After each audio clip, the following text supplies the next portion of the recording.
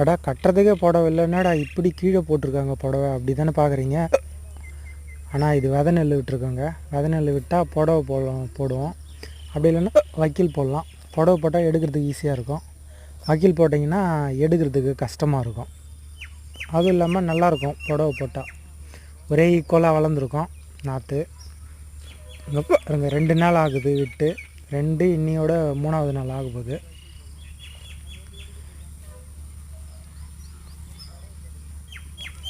பாருங்கள் எப்படி முளைச்சிருக்கு பாருங்கள். அருமையாக வந்திருக்குங்க.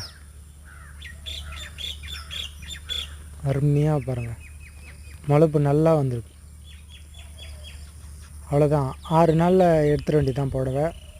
வக்கீல் ஒரு 8 நாள் வெளியும் வச்சுருக்கலாம். ஆனால் வக்கீல் வளர்ச்சி நல்லா இருக்குங்க. இது வளர்ச்சி கொஞ்சம் கம்மியாக இருக்கும்.